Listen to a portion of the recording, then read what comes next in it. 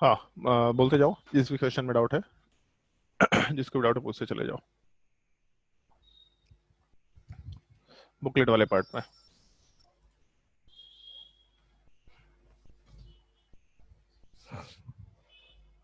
कोई डाउट नहीं है किसी को?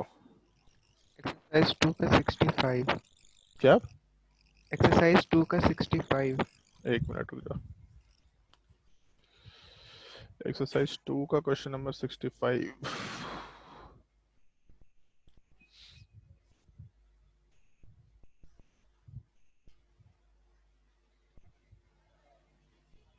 ओए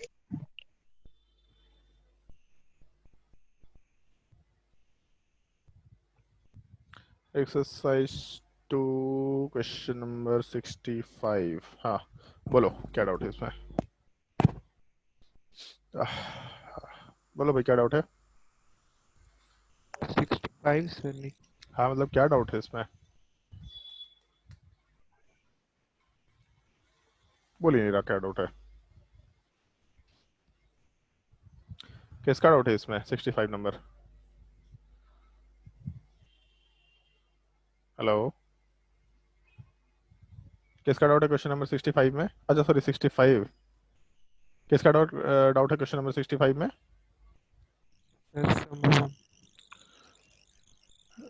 हाँ, बताओ क्या डाउट है इसमें, मतलब किस चीज़ में प्रॉब्लम आ रहा है? सर इसमें कौन सा रिएक्शन होगा? इसमें कौन सा रिएक्शन होगा? बेस दे रखा है यहाँ पे। अरे यार हाँ। सवाल वाले पार्ट में यहाँ पे बेस दे रखा है OH माइनस, और बेस के साथ हीटिंग दे रखा है। इसका मतलब वीटू एलिमिनेशन। लास्ट क्लास में जो हॉफमैन एलिमिनेशन बताया था वो देखा था? ओह हाँ।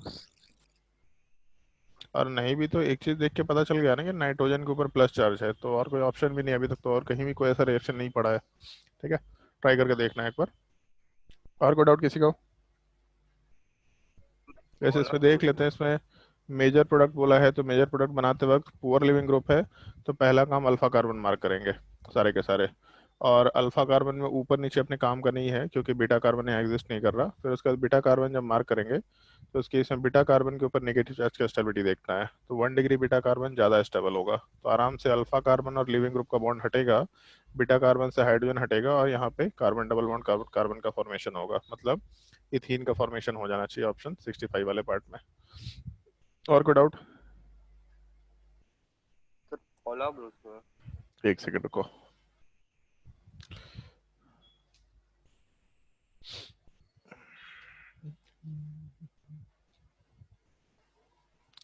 फॉलो अप उसमें पेज नंबर बता देना, उसके हिसाब से डिस्कशन कर लेंगे।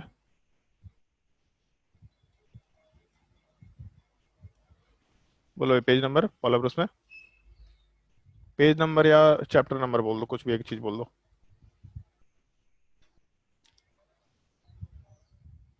Sir page number 411।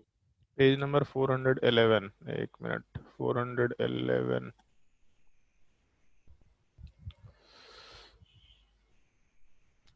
Four hundred 27। Page number 411। हाँ बोलो, पेज नंबर 411 में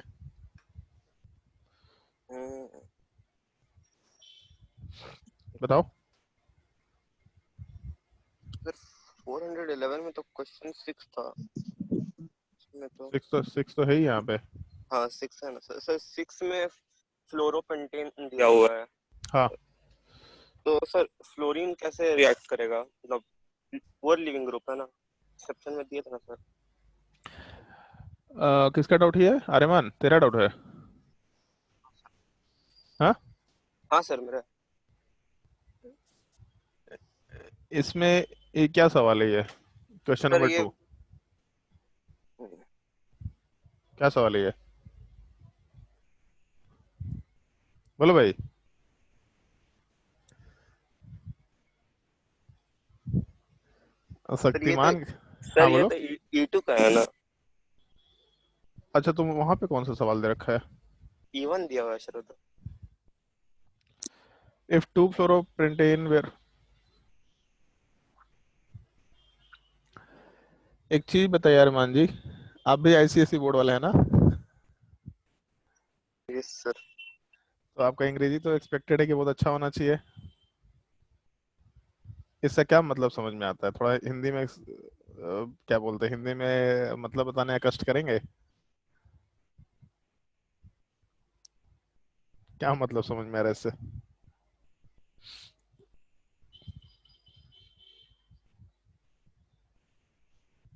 बोल भाई, क्या समझ में आया? सर कि अगर टू फ्लोरोपेंटेन को इवन रिएक्शन जाना होता तब। जाना होता तब? तो जाना होता देता नहीं है, लेकिन अगर फिर भी करा देते रिएक्शन किसी तरीके से, तब क्या होता? बुझाया? हाँ सर। और कोई डाउट है तो बोलो, जल्दी बोलो, और कोई डाउट?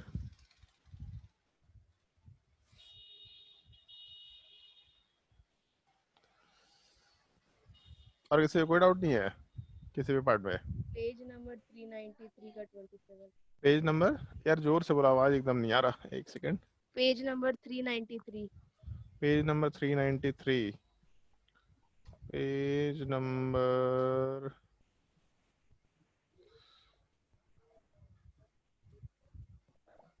कहाँ गया जी पेज नंबर? पेज नंबर 408, 678, यहाँ पे कहीं होना चाहिए 390। पेज नंबर 393 बोले ना? यस सर, सब्स्टिट्यूशन वाला chapter. Page number 393, question number 27। Question number 27. How will the rate of each of the following SN2 reaction change if the polarity of a protic polar solvent is increased? तो अगर हम लोग polar protic solvent वाले part का polarity increase करते हैं, तो अगर मान लो सवाल नहीं बन रहा था तो थोड़ा ऊपर नीचे पढ़ने की कोशिश की। नहीं पढ़े तो नहीं थे। पढ़ो, एक बार पढ़ो, जिंदगी का मजा आएगा। अरे यहाँ दे भी रखा है। और कोई डाउट? बाकी लोग ये सर पढ़ के उसको देखना भाई पढ़ेंगे उस तो चीज़। बन जाएगा। हाँ, आराम से बन जाएगा। उसको पढ़ने पे एक बहुत ही अच्छा एक इन्फॉर्मेशन भी मिलेगा तुम्हारे। बहुत अच्छे लेवल का एक सवाल इस पार्टिकुलर इन्फॉर्मेशन पे दिया जा सकता है। नॉर्मली एक इन्फॉर्मेशन ये होता है कि जब भी कभी हम लोग एक प्रोटिक मीडियम का, स्पेशली पोलर प्रोटिक मीडियम का पोलैरिटी बढ़ाते हैं, तो वो साइड ज़्यादा स्टेबल होगा जहाँ पे चार्ज हो, या फिर रिलेटिवली जहाँ ज़्यादा स्ट्रॉन्गर चार्ज है या ज़्यादा बड़ा चार्ज है, वो साइड ज़्यादा स्टेबलाइज होगा। ये नॉर्मली बोलने का एक तरीका होता है। तो उसके कंसेप्ट को हम लोग को इस क्वेश्चन में अप्लाई करना है कि जिधर साइड चार्ज होगा प्रोटिक सॉल्वेंट में, पोलैरिटी जितना बढ़ाएंगे वो चार्ज वाला साइड ज़्यादा स्टेबलाइज होगा। अब जैसे मान लो कि ऐसा हम एक छोटा सा एक पार्ट देते हैं। जैसे मान लो रिएक्टेंट से प्रोडक्ट में गए और प्रोडक्ट वाले पार्ट में पॉजिटिव चार्ज है, मान लेते हैं प्रोडक्ट में पॉजिटिव चार्ज है, और इसका रिएक्शन कोऑर्डिनेट डायग्राम कुछ ऐसा दे रखा। तो अगर पोलैरिटी बढ़ाएंगे तो जिधर साइड चार्ज है इस साइड का स्टेबिलिटी बढ़ेगा। तो जब इस प्रोडक्ट वाले पार्ट के साइड का स्टेबिलिटी बढ़ेगा, इसका मतलब जो रिएक्शन कोऑर्डिनेट डायग्राम है वो थोड़ा नीचे शिफ्ट हो जाएगा, तो रेट ऑफ रिएक्शन इंक्रीज कर सकता है। छोटा सा एक इन्फॉर्मेशन है जिससे बहुत अच्छा एक थोड़ा सा लॉजिकल टाइप का सवाल पुट किया जा सकता है। कभी ना कभी आएगा जी एडवांस में, तो आएगा ही आएगा। और जिस साल जी एडवांस में आ गया उसके 2 साल 3 साल 4 साल के बाद जी मेंस में भी आएगा ही आएगा। अभी तक आया नहीं है बट आराम से आया जा सकता, मतलब दिया जा सकता है सवाल। और कोई डाउट?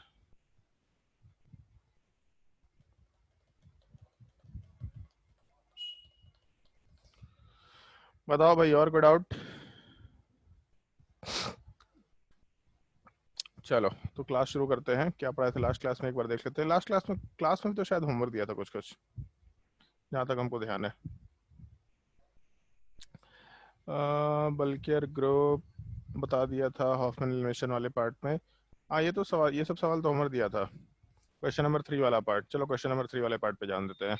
जब क्वेश्चन सॉल्व करना होगा तो सबसे पहला काम जो हम लोगों का लिविंग ग्रुप है, पहले वो देखो। तो फ्लोरीन वाला part leaving group, poor leaving group है। अगर पुअर लिविंग ग्रुप है तो पुअर लिविंग ग्रुप के केस में हम लोग ये देखते हैं कि हम लोग का कार्बन आयन करेक्टर कैसा है। तो सबसे पहले अल्फा कार्बन दे रखा, फिर उसके बाद अल्फा कार्बन से अटैच्ड जो कार्बन होगा उसको बीटा कार्बन बोलेंगे, लेकिन दोनों बीटा कार्बन सेम है तो किसी एक को हटा देते हैं। अब उसके बाद बीटा कार्बन से हाइड्रोजन हटेगा और अल्फा कार्बन वाले पार्ट से फ्लोरीन वाला पार्ट हटेगा। ये दोनों तरफ हो जाएगा, इसमें कोई दिक्कत नहीं है। लेकिन अगर लिविंग ग्रुप पुअर है तो हम लोग कार्बन आयन कैरेक्टर के हिसाब से कंपैरिजन करते हैं। तो ये चीज़ देखेंगे कि बीटा कार्बन में ज़्यादा स्टेबल नेगेटिव चार्ज किस साइड पे है। तो नेगेटिव चार्ज वाला पार्ट जितना ज़्यादा डिग्री होगा उतना ज़्यादा प्लस आई इफेक्ट आएगा, और प्लस आई इफेक्ट वाला पार्ट नेगेटिव चार्ज को डी स्टेबलाइज करता है। इसका मतलब ये 2 डिग्री वाले पार्ट के ऊपर नेगेटिव चार्ज वाला पार्ट थोड़ा लेस स्टेबल होगा, 1 डिग्री पे नेगेटिव चार्ज थोड़ा ज़्यादा स्टेबल होगा। तो उसके हिसाब से जिस साइड में ज़्यादा स्टेबल कार्बन आयन करेक्टर होगा उसी साइड से अपना मेजर प्रोडक्ट निकल के आएगा। मतलब यहाँ डबल बॉन्ड बनेगा, ये अपना मेजर प्रोडक्ट है। और उसके अलावा एक माइनर प्रोडक्ट वाला पार्ट ये दूसरे साइड से बन सकता है। ऑल्दो ज़्यादा स्टेबल अल्कीन अपना सेकंड वाला पार्ट है, लेकिन मेजर प्रोडक्ट हम लोग का फर्स्ट वाला ही पार्ट रहेगा। फिर उसके बाद क्वेश्चन नंबर 4 की बात करते हैं। 1 मिनट रुक जाओ। क्वेश्चन नंबर 4 वाले पार्ट को अगर कंसिडर करना शुरू करें तो क्वेश्चन नंबर 4 वाले पार्ट, अरे भाई,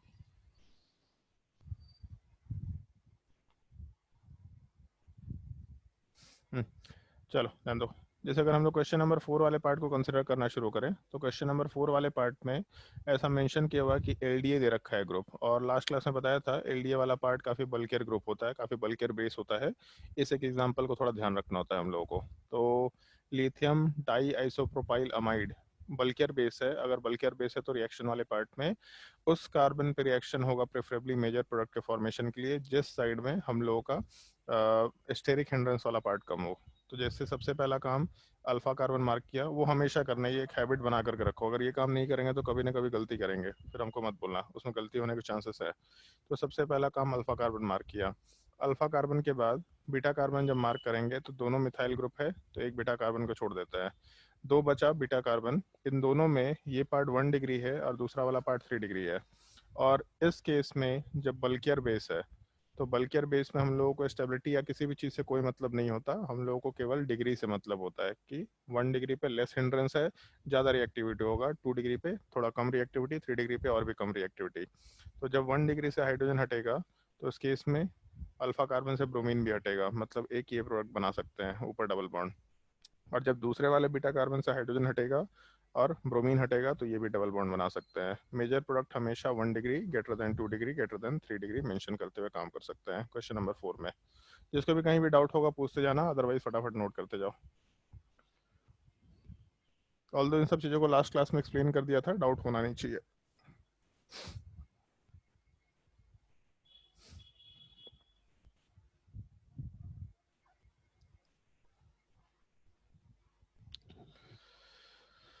उसके बाद क्वेश्चन नंबर 5 वाले पार्ट पे आते हैं। जैसे क्वेश्चन नंबर 5 में नाइट्रोजन वाला पार्ट पुअर लिविंग ग्रुप है, अल्कोहलिक एवज के साथ हम लोग रिएक्शन करा रहे हैं। हीटिंग भी दे रखा होगा, नहीं भी दिया तो चलो समझ में आता है E2 एलिमिनेशन होना है। तो जब E2 एलिमिनेशन होगा तो सबसे पहला काम अल्फा कार्बन मार्क करो।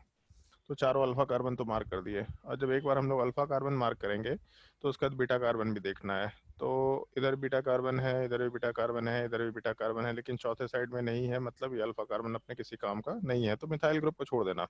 मिथाइल ग्रुप अपने किसी काम का नहीं रहेगा, उसको छोड़ सकते हैं। अब बीटा कार्बन वाले पार्ट पे हम लोग नेगेटिव चार्ज की स्टेबिलिटी देखा करेंगे। तो एक नेगेटिव चार्ज, दूसरा नेगेटिव चार्ज, तीसरा नेगेटिव चार्ज, कहीं कोई रेजोनेंस या प्लस या माइनस एम इफेक्ट नहीं है तो 1 डिग्री सबसे ज़्यादा स्टेबल, फिर उसका 2 डिग्री, फिर उसके बाद 3 डिग्री, क्योंकि 3 डिग्री में माइनस चार्ज के ऊपर सबसे ज़्यादा प्लस आई इफेक्ट लगेगा कार्बन चेन्स का। 3 कार्बन चेन है तो 3 प्लस आई, मतलब ऐसा दिख रहा है अपने को। अगर यहाँ माइनस चार्ज है तो पहले वाले कार्बन चेन का मतलब CH3 का प्लस आई, दूसरे CH3 का भी प्लस आई, तीसरे CH3 का भी प्लस आई, तो सबसे लेस स्टेबल पार्ट यहाँ का नेगेटिव चार्ज वाला पार्ट होगा, ऐसा बोल सकते हैं। तो 1 डिग्री की तरफ से मेजर प्रोडक्ट आएगा, मतलब यहाँ से बीटा कार्बन के हाइड्रोजन को हटाओ, अल्फा कार्बन और नाइट्रोजन इसके बॉन्ड को ब्रेक करो।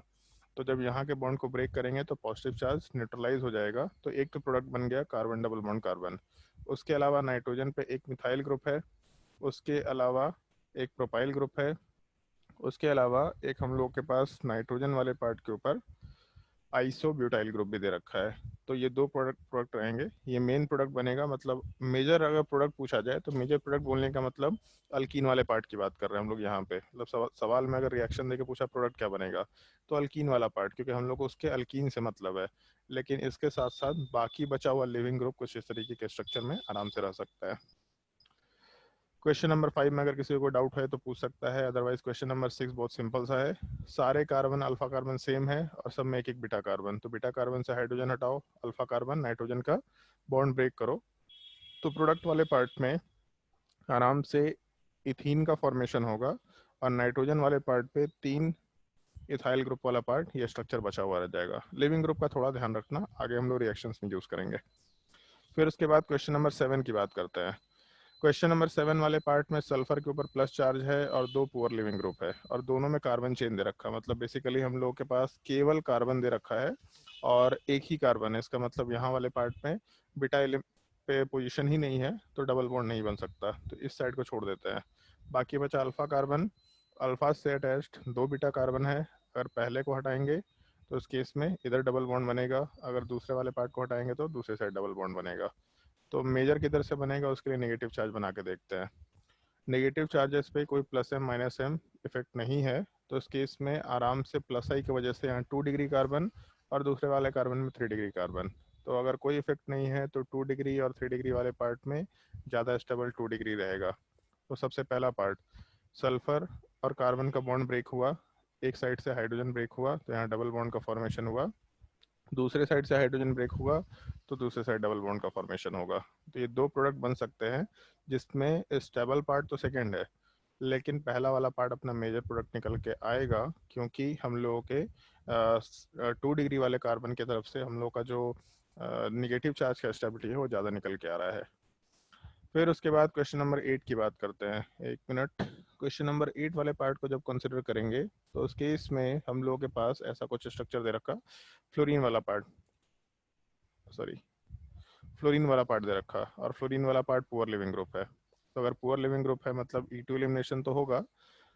अल्फा कार्बन मार्क किए, बीटा कार्बन मार्क किए, बीटा कार्बन के ऊपर नेगेटिव चार्ज की स्टेबिलिटी देखे। तो इस केस में इस बार हम लोगों का ये मेजर प्रोडक्ट आएगा। ये ज़्यादा स्टेबल अल्कीन भी है और मेजर प्रोडक्ट भी रहेगा। इस चीज़ का थोड़ा ध्यान रखते हुए काम करना। ज़्यादा स्टेबल अल्कीन क्यों है? क्योंकि बेंजीन रिंग के साथ इसको रेजोनेंस मिल रहा है और फिर भी मेजर प्रोडक्ट है। क्योंकि हम लोग जब पुअर लिविंग ग्रुप रखते हैं तो हम लोग बीटा कार्बन के ऊपर जो नेगेटिव चार्ज है उसके स्टेबिलिटी के हिसाब से कंपैरिजन करते हैं। तो बीटा कार्बन के ऊपर जो नेगेटिव चार्ज है उसमें इस बार बेंजीन रिंग वाले पार्ट का रेजोनेंस इफेक्ट मिल सकता है। तो इसलिए 2 डिग्री होने से मतलब नहीं है, तो इसलिए ध्यान रखना कभी कार्बोकैटायन में 1 डिग्री 2 डिग्री 3 डिग्री या कार्बोनायन में 1 डिग्री 2 डिग्री 3 डिग्री के ऑर्डर को ध्यान मत रखना। इन जनरल पहले ये देखना कि कोई मेसोमेरिक इफेक्ट या हाइपर कंजुगेशन टाइप का इफेक्ट है क्या। अगर इस तरह का इफेक्ट नहीं है तब 1 डिग्री 2 डिग्री 3 डिग्री पे जा सकते हैं, क्योंकि लास्टली कंपैरिजन अपने प्लस आई के इफेक्ट के ऊपर होगा। तो अगर यहाँ पे रेजोनेंस इफेक्ट है तो इस केस में 1 डिग्री 2 डिग्री से कोई मतलब नहीं होगा। रेजोनेंस होने की वजह से ये वाले कार्बन के ऊपर नेगेटिव चार्ज ज़्यादा स्टेबल होगा और जिस कार्बन के ऊपर नेगेटिव चार्ज ज़्यादा स्टेबल होगा वहाँ के हाइड्रोजन को हटा के, फ्लोरीन लिविंग ग्रुप को हटा के, उन दोनों के बीच में डबल बॉन्ड बना के आराम से मेजर प्रोडक्ट का फॉर्मेशन हम लोग कंसिडर कर सकते हैं। तो यहाँ जो मेजर प्रोडक्ट है ये थोड़ा अलग है, जो अभी तक इन जनरल हम लोग कंसिडर नहीं कर रहे थे। In general less stable alkene major product आया था, लेकिन यहाँ पे ज़्यादा स्टेबल अल्कीन ही मेजर प्रोडक्ट आ रहा है। तो ये मेजर हो गया और दूसरा वाला पार्ट माइनर हो जाएगा। इस क्वेश्चन को स्टार मार्क कर लेना। क्वेश्चन बहुत ही स्टैंडर्ड सवाल है, मतलब हमको लगता है कि शायद हम हमेशा ही कराते हैं, ध्यान रखना होता है इस क्वेश्चन को। फिर उसके बाद क्वेश्चन नंबर 9 की बात करते हैं। क्वेश्चन नंबर 9 वाले पार्ट में सबसे पहला काम नाइट्रोजन के ऊपर पुअर लिविंग ग्रुप है और अल्फा कार्बन में मिथाइल किसी काम का नहीं है। बाकी बच गया 2 अल्फा कार्बन, दोनों सेम टाइप का है तो उसमें से भी एक को हटा देते हैं। बाकी उसके बाद एक ही बीटा कार्बन भी है। तो इस केस में बीटा कार्बन से हाइड्रोजन हटेगा, नाइट्रोजन और कार्बन का जो बॉन्ड है ये बॉन्ड ब्रेक होगा।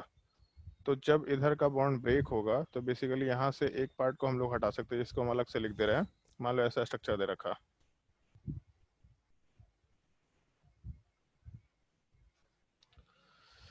तो इस केस में जो अल्फा कार्बन था, अल्फा कार्बन से नाइट्रोजन के बॉन्ड को ब्रेक करना है और बीटा कार्बन वाले पार्ट से हाइड्रोजन वाले पार्ट को रिमूव करना है। तो बीटा वाले पार्ट से हाइड्रोजन को रिमूव कर दिया तो ये हट गया।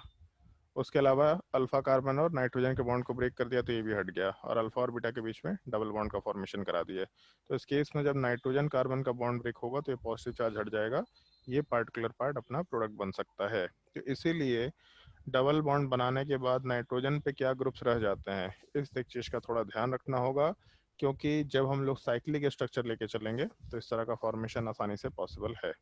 अगर क्वेश्चन नंबर 9 तक किसी को कोई डाउट है तो पूछ सकता है, और अगर डाउट नहीं है तो फिर हम लोग थोड़ा इस टॉपिक को एलेबोरेट करेंगे।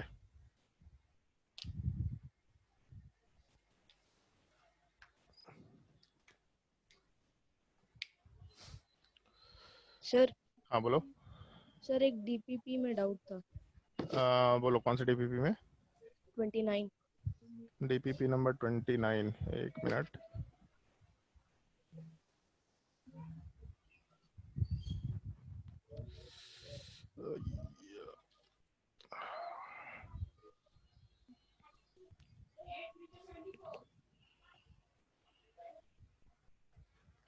DPP number 29।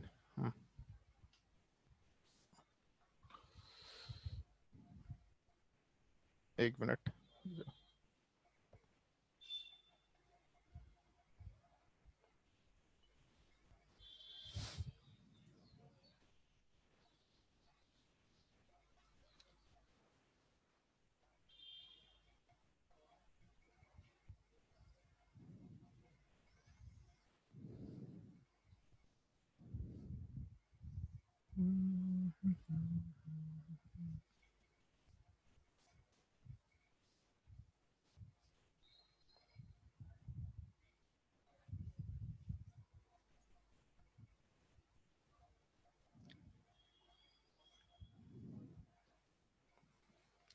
हाँ, बोलो कौन सा डाउट है? सर 5 का ए। एक मिनट। डीपीपी 29 क्वेश्चन नंबर 5 का ए। सर इसमें क्वेश्चन इवन होगा ना? CH3OH, हाँ इवन होना चाहिए, देख लेते हैं। नहीं, इवन क्यों होगा? सवाल में सॉल्वोलिसिस रिएक्शन मेंशन कर दिया है, तो सवाल में डिफाइन कर दिया है कि हम लोग के पार्ट में सॉल्वोलिसिस रिएक्शन का प्रोडक्ट बनाना है। सॉल्वोलिसिस रिएक्शन मतलब SN1। कंडीशन से मतलब नहीं है। सवाल में एक चीज़ पहले भी बोला था तुम लोगों को कि एक अल्काइल लाइट चारों रिएक्शन कर सकता है, तो क्वेश्चन और ऑप्शन के हिसाब से भी देखना होता है कभी कभी। अगर सवाल में पूछ ही रहा है कि SN1 का प्रोडक्ट बनाना है, तो इवन क्यों, हम कंडीशन से के ऊपर क्यों जाएंगे? ठीक है, और कोई डाउट? सर जो बी वाला पार्ट है जो एक्वस इथेनॉल के बाद लिखा हुआ है, हाँ उससे कोई फर्क पड़ेगा क्या प्रोडक्ट पे? यार, ये हिंदी का फॉन्ट दे रखा है शायद से, वो हिंदी का फॉन्ट में ऐसा गड़बड़ हो जाता है, तो नहीं, ठीक है, छोड़ दो। एक्वस इथेनॉल जो है वो इसी का हिंदी का फॉन्ट है शायद से, छोड़ सकते हो उस चीज़ को।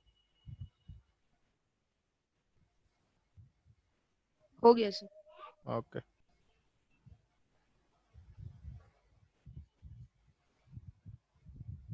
हाँ, और कोई डाउट किसी को? चलो। सर फर्स्ट बता दे। कौन सा? फर्स्ट एक नंबर। डीपीपी में हाँ which of the following reaction will go faster if the concentration of nucleophile is increased? तो जैसे पहला वाला जो रिएक्शन है, इसमें CH3O- दे रखा, तो आराम से ठीक है SN1 रिएक्शन कंसिडर कर सकते हैं। उसके बाद दूसरे वाले केस में CH3S minus, sorry SN2 reaction, क्योंकि स्ट्रॉन्ग न्यूक्लियोफाइल है। एक चीज़ ध्यान होगा तुम लोगों को, जब SN2 का रिएक्टिविटी मेंशन कर रहे थे तो उस टाइम पे बोला था कि SN2 के रिएक्टिविटी वाले पार्ट में हम लोग का ये पार्ट मैटर करता है कि न्यूक्लियोफाइल कितना स्ट्रॉन्ग है, इसलिए हम लोग पोलर एप्रोटिक मीडियम कंसिडर करते हैं। तो पोलर एप्रोटिक मीडियम हो या स्ट्रॉन्ग न्यूक्लियोफाइल हो, SN2 ज़्यादा फेवरेबल होगा। दूसरे वाले केस में भी SN2 ज़्यादा फेवरेबल होगा। तीसरे वाले केस में H2O दे रखा, तो अगर H2O कंसिडर करते हुए चल रहे हैं तो उस केस में हम लोग का नॉर्मली SN1 फेवरेबल होगा। और चौथे वाले केस में भी एसीटोन के साथ KI दे रखा, मतलब I- वाला पार्ट, तो यहाँ पे SN2 ज़्यादा फेवरेबल होगा। बट एक और भी चीज़ है, इस पार्टिकुलर कार्बन को देखो, इस कार्बन वाले पार्ट का डिग्री 3 है, और 3 डिग्री पे SN2 रिएक्शन का रेट बहुत ही कम हो जाता है। तो इस केस में यहाँ पे SN2 का रेट ऑफ रिएक्शन बहुत ही कम है, तो इसीलिए यहाँ पे हम लोग SN1 रिएक्शन आइदर प्रेफरेबली कराना चाहेंगे, नहीं तो फिर कोई दूसरा रिएक्शन E2 एलिमिनेशन वाला पार्ट होना शुरू हो जाएगा। तो खैर इस चीज़ का हम लोग का डिस्कशन करना है, बट अभी तक जितने टॉपिक्स को पढ़ा है उसके हिसाब से एक चीज़ बोल सकते हैं कि 3 डिग्री वाले पार्ट में हम लोग का SN2 रिएक्शन नहीं होने वाला है। 2 डिग्री पे हो सकता है, फिर से 3 डिग्री यहाँ भी नहीं हो पाएगा। और सवाल में SN2 ही बोला है हम लोग को, क्योंकि which of the following reaction will go faster if the concentration of nucleophile is increased? तो न्यूक्लियोफाइल के कंसंट्रेशन को इंक्रीज करने से जो रिएक्शन फास्ट होता है वो SN2 रिएक्शन है बेसिकली। SN2 रिएक्शन के अलावा कोई रिएक्शन फास्ट नहीं होता, उधर बेस वाला पार्ट यूज करना शुरू करते हैं। तो इस केस में पहले वाले केस में SN2 रिएक्शन हो सकता है, दूसरे वाले केस में SN2 रिएक्शन 3 डिग्री कार्बन की वजह से नहीं होगा, यहाँ पे E2 एलिमिनेशन होना शुरू हो जाएगा। डी वाले पार्ट में 1 डिग्री कार्बन है, SN2 रिएक्शन हो सकता है। और सी वाले पार्ट में पोलर प्रोटिक मीडियम भी है और 3 डिग्री कार्बन भी है, यहाँ भी नहीं हो सकता। तो ऑप्शन ए वाला पार्ट आंसर होगा, ऑप्शन सी वाला पार्ट आंसर होगा। और कोई डाउट? सर सेकंड में NaOH है तो उसमें E1 होना चाहिए ना। सेकंड में NaOH है तो उसमें E1। इवन होना चाहिए। NaOH इवन कराता है।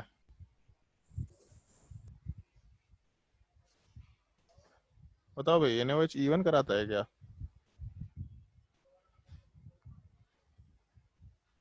और अगर NaOH दिया तो ये पोलर प्रोटिक मीडियम है क्या? ये तो बेस है, बचपन से नहीं सुनते आ सर, रहे बेस है। नहीं सर, ठीक है। NaOH वाले पार्ट में OH minus strong basic part है। अगर स्ट्रॉन्ग बेसिक पार्ट है तो E2 एलिमिनेशन फेवर करेगा। बट क्योंकि यहाँ पे हीटिंग भी नहीं दे रखा और एक पोलर प्रोटिक मीडियम दे रखा है, तो ठीक है। उस केस में हम लोग रिएक्शन वाले पार्ट में एक तो जैसे 1 डिग्री कार्बन है तो इस पर SN1 रिएक्शन करा नहीं पाएंगे, तो SN2 की पॉसिबिलिटी है। SN2 रिएक्शन यहाँ पे कंसिडर किया जा सकता है, बट उसमें भी पीछे नियोपेंटाइल ग्रुप भी दे रखा है। SN2 वाला पार्ट भी होना नहीं है। मतलब SN2 तो नहीं हो पाएगा क्योंकि न्यूपेंटाइल ग्रुप है, तब SN1 के अलावा कोई ऑप्शन नहीं है, क्योंकि NaOH के साथ H2 तो दे रखा, तो H2 की तरफ से रिएक्शन हो जाएगा। रिएक्शन SN1 ही होना है। The reaction is intermediate is planar, ठीक है, sp2 हाइब्रिडाइजेशन रहेगा। फिर उसके बाद the major product is 2 ethyl 3 methyl butane 2 ol. तो जब कार्बोकेटायन रीअरेंजमेंट तो होना ही होना है। जब कार्बोकेटायन रीअरेंजमेंट होगा तो इस केस में यहाँ पॉजिटिव चार्ज है, तो इस चीज़ को यहाँ से हटा करके बगल वाले कार्बन पे लेके जाएंगे, और फिर फर्दर कोई रीअरेंजमेंट हो सकता है कि नहीं हो सकता। 2 3 5 5 1 6, जबकि 3 3 6, हाँ ठीक है, फर्दर रीअरेंजमेंट हो जाएगा। यहाँ वाले पार्ट पे पॉजिटिव चार्ज आएगा ही आएगा। फिर उस पर OH वाले पार्ट का एडिशन करा सकते हैं हम लोग आराम से, जो NaOH की तरफ से है। तो इस केस में हम लोग का अगर पेरेंट चेन डिसाइड करें तो ये अपना पेरेंट चेन होना है, और उस पेरेंट चेन में दो मिथाइल ग्रुप है। तो इथाइल तो कहीं नहीं दिख रहा। 1 2 3 4 5 पेंटेन, ये आंसर गलत है, क्योंकि ब्यूटेन की जगह पे पेंटेन टू ऑल बनेगा, और पेंटेन टू ऑल वाले पार्ट में हम लोगों का 2 मिथाइल ग्रुप होगा 2,3। द मेजर प्रोडक्ट है 1 स्टीरियोजेनिक सेंटर। तो एक स्टीरियोजेनिक सेंटर है क्योंकि यहाँ पे कोई कायरल सेंटर नहीं है, दूसरे वाले केस में एक कायरल सेंटर है, तो डी ऑप्शन वाला पार्ट भी सही होगा। इसका सी ऑप्शन नहीं होना चाहिए। देख लेते हैं।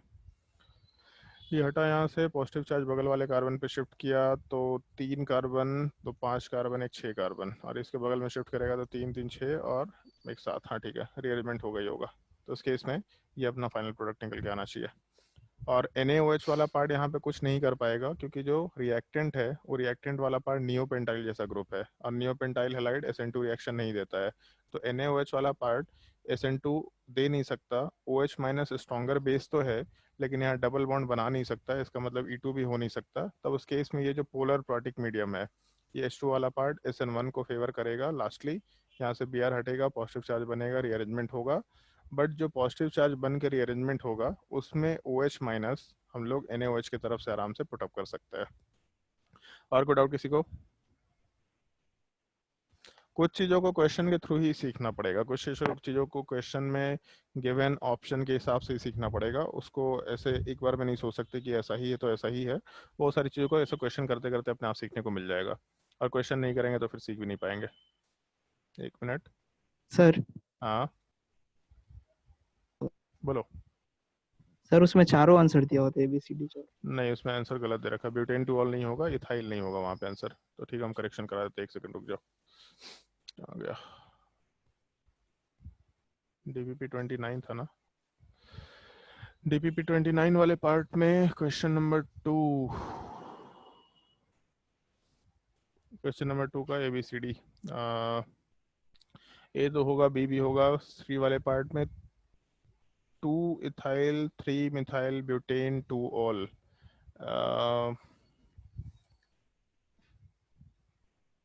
अगर हम लोग यहाँ रिएक्शन कराते हैं तो ये हटेगा, पॉजिटिव चार्ज बनेगा,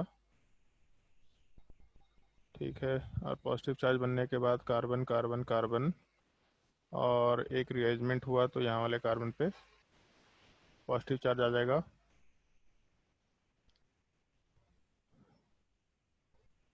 दो 3 5 1 6 हाइपर कंजुगेशन, और ये बगल वाले पे जाएगा तो हम लोग के पास 3 3 6 एक साथ हाइपर कंजुगेशन, ये तो रहेगा ही रहेगा। और इसका तो OH वाला पार्ट यहाँ पे लगेगा। और longest carbon chain including parent chain, तो इसके इसमें C और D ऑप्शन नहीं, ठीक है। पेंटेन बनेगा, पेंटेन के सेकेंड और थर्ड पोजीशन पे हम लोग के पास मिथाइल ग्रुप है, तो 2,3 डाई मिथाइल ग्रुप होना चाहिए, ये आंसर गलत है, ठीक है, इसमें करेक्शन करा देंगे। और कोई डाउट?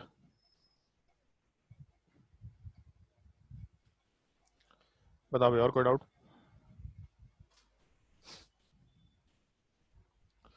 चलो, तो नेक्स्ट क्लास शुरू करते हैं। लास्ट क्लास में तो हॉफमैन एलिमिनेशन वाला पार्ट बता दिया था, और उसी पार्ट में थोड़ा सा मॉडिफिकेशन है, मतलब कुछ ज़्यादा कुछ नहीं है, रहेगा वही चीज़, लेकिन उसमें एक छोटा सा पार्ट एक्स्ट्रा हम लोग को ऐड करना है, जो हम लोग पहले भी डिस्कशन में यूज़ कर चुके हैं, बस उसी चीज़ का थोड़ा सा हम लोग को यहाँ पे डिस्कशन करना है। तो अपने कॉपी में हेडिंग डाल दो, हॉफमैन्स एग्जॉस्टिव मिथाइलेशन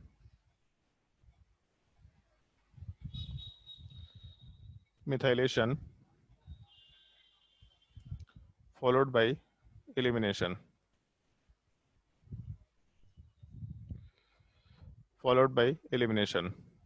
पहला पार्ट इसका तुम लोगों ने देख रखा है, हम लोगों ने क्लास में डिस्कशन भी किया था इस चीज़ का, एक क्वेश्चन के फॉर्मेट में, और दूसरा पार्ट भी अभी हम लोग हॉफमैन मिथाइलेशन मतलब हॉफमैन एलिमिनेशन प्रोडक्ट में देख चुके हैं। तो जैसे अगर मान लो इस टॉपिक का हम लोग डिस्कशन करते हैं, तो उसके इसमें कुछ पार्टिकुलर स्टेप है, जैसे ये चीज़ क्या होता है, पहला चीज़ एग्जॉस्टिव मिथाइलेशन वाला पार्ट क्या होता है। तो जब हम लोग मिथाइलेशन की बात करेंगे, तो बेसिकली मिथाइलेशन वाले पार्ट में कुछ करना नहीं होता है हम लोगों को, हम लोग के पास एक अमाइन रहा था, मतलब नॉर्मली अमाइन वाला पार्ट दे रखा होगा, या फिर अमाइन नहीं तो हो सकता है उसमें रिएक्शन वाले पार्ट में हम लोग के पास, हाँ ठीक है, अमाइन वाला पार्ट दे रखा होगा।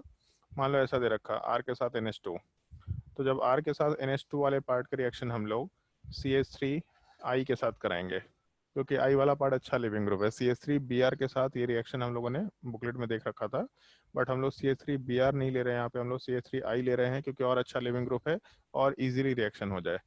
तो जैसे 1 डिग्री कार्बन है मिथाइल ग्रुप, इसमें एलिमिनेशन तो हो नहीं सकता क्योंकि एक ही कार्बन है, और इस कार्बन के ऊपर SN1 रिएक्शन भी नहीं होता है, तो आराम से SN2 रिएक्शन होगा, और जब SN2 होगा तो इस नाइट्रोजन का लोन पेयर को यहाँ पे भेज के आराम से यहाँ से आयोडीन को हटा सकते हैं।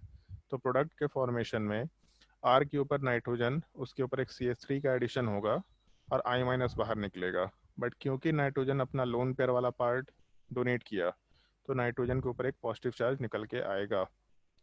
तो इस केस में अगर नाइट्रोजन के ऊपर पॉजिटिव चार्ज आया, तो कंपाउंड में अगर नाइट्रोजन के ऊपर हाइड्रोजन एग्जिस्ट कर रहा है और उसके ऊपर पॉजिटिव चार्ज एग्जिस्ट कर रहा है, तो ये चीज़ बताया था तुम लोगों को कि अगर नाइट्रोजन या ऑक्सीजन के ऊपर हाइड्रोजन एग्जिस्ट कर रहा है और उस केस में हम लोग के ऊपर पॉजिटिव चार्ज भी प्रेजेंट है नाइट्रोजन या ऑक्सीजन के ऊपर, तो H+ को हटा के कंपाउंड वाले पार्ट को आराम से न्यूट्रलाइज किया जा सकता है। तो इस स्ट्रक्चर वाले पार्ट में यहाँ से जब H+ हटेगा, तो प्रोडक्ट वाले पार्ट में R के साथ N, एक कार्बन और एक हाइड्रोजन वाला पार्ट एग्जिस्ट करेगा। तो फिर से नाइट्रोजन के ऊपर लोन पेयर आ गया, इसका मतलब फिर से CH3I के साथ लोन पेयर कोऑर्डिनेट करके रिएक्शन कर सकता है। जब फिर से रिएक्शन करेगा तो R के साथ N, और इस बार 2 कार्बन चेन अटैच होगा, फिर एक हाइड्रोजन रहेगा प्लस चार्ज, फिर यहाँ से H+ वाले पार्ट को हम लोग हटाएंगे आराम से, और जब H+ वाले पार्ट को हटाएंगे तो R के साथ N और 2 कार्बन। बट अगर मान लो कि यहाँ पे फिर से लोन पेयर एग्जिस्ट किया और ये एक और मोल CH3I के साथ रिएक्शन कर लिया, तब प्रोडक्ट में R के साथ नाइट्रोजन, उसके साथ एक कार्बन, एक मिनट, दूसरा कार्बन और यहाँ तीसरा कार्बन, और नाइट्रोजन के ऊपर पॉजिटिव चार्ज है। अब यहाँ पे प्रॉब्लम ये है कि नाइट्रोजन के ऊपर पॉजिटिव चार्ज तो है, लेकिन कार्बन एग्जिस्ट कर रहा है, कोई भी हाइड्रोजन एग्जिस्ट नहीं कर रहा। तो अगर केवल कार्बन वाला पार्ट एग्जिस्ट करेगा, अगर हाइड्रोजन एग्जिस्ट नहीं करेगा, तो ये पार्ट में हम लोग कोई वेरिएशन नहीं कर सकते। इस पूरे स्टेप को एक अमाइन वाले पार्ट के, अब 1 डिग्री अमाइन हो 2 डिग्री अमाइन हो दिक्कत नहीं है, बट एक अमाइन वाले पार्ट में जितने हाइड्रोजन्स हैं उतना CH3I के साथ रिएक्शन प्लस 1 मोल एक्स्ट्रा। अगर 2 हाइड्रोजन है तो 3 के साथ रिएक्शन, अगर एक हाइड्रोजन होता है तो 2 के साथ रिएक्शन, अगर एक भी हाइड्रोजन नहीं है तो 1 के साथ रिएक्शन। तब उस केस में नाइट्रोजन के ऊपर 3 मिथाइल ग्रुप का एडिशन हो गया, और नॉर्मली नाइट्रोजन बहुत पुअर लिविंग ग्रुप है, तो कंपाउंड से रिमूव नहीं किया जा सकता। बट अगर नाइट्रोजन के ऊपर एक पॉजिटिव चार्ज आ गया 3 कार्बन चेन के साथ, तब यहाँ से इस पूरे के पूरे ग्रुप को हम लोग कार्बन चेन से डिसोसिएट करके E2 एलिमिनेशन आराम से फॉलो कर सकते हैं, जो हम लोग हॉफमैन एलिमिनेशन में फॉलो करते हुए चल रहे थे। तो इस पूरे पहले स्टेप को जहाँ पे हम लोग 1 डिग्री अमाइन का रिएक्शन मिथाइल के साथ कराए और नाइट्रोजन पे मिथाइल का एडिशन करते चले गए, इस पूरे स्टेप को हम लोग मिथाइलेशन बोल सकते हैं इन जनरल। और इसके अगले स्टेप को हम लोग फिर क्या बोलते हैं, एलिमिनेशन वाला पार्ट बोलना शुरू करेंगे। बट एक चीज़ देखो, जैसे पहले वाले केस में एक I माइनस हटा और फिर यहाँ से H प्लस हटा, तो चलो ठीक है, ओवरऑल HI बन गया। दूसरे वाले केस में भी I माइनस वाला पार्ट हटा और एक H प्लस वाला पार्ट हटा, तो दूसरे वाले केस में भी एक HI बना सकते हैं। तीसरे वाले केस में लेकिन जब हम लोग रिएक्शन कराए तीसरे मोल के साथ, तो इस केस में जो I माइनस हटा उसके साथ कंबाइन करने के लिए कोई H प्लस नहीं है। तो अगर एक नेगेटिव चार्ज बन रहा है तो नेगेटिव चार्ज हमेशा इस पॉजिटिव चार्ज के साथ रहना चाहेगा। तो नॉर्मली होता क्या है कि इस नेगेटिव चार्ज वाले पार्ट के साथ साथ हम लोग I माइनस वाले पार्ट को हमेशा रखा करते हैं, और इस पूरे स्ट्रक्चर को हम लोग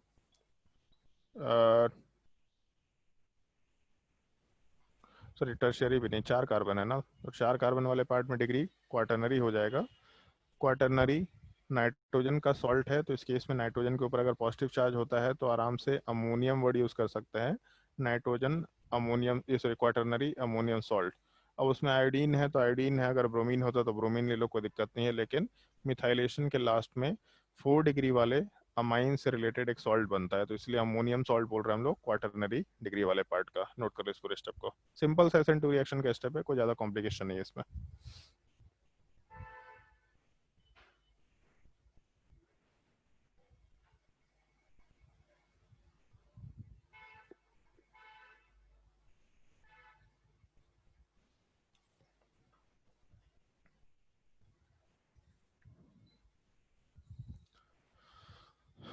और हो सके तो खुद से रिएक्शन लिख लेना, फोन देख के लिखने की जरूरत नहीं है, खुद से भी सोच सकते हैं, बहुत एलिमेंट्री स्टेप है SN2 रिएक्शन का।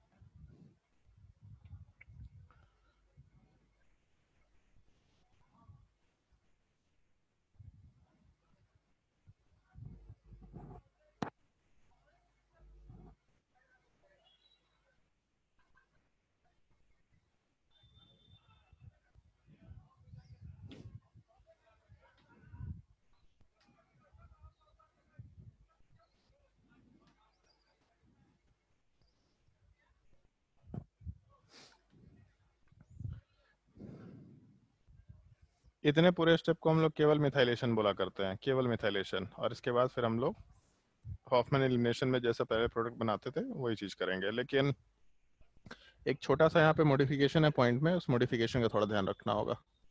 नोट करो फिर बताते हैं।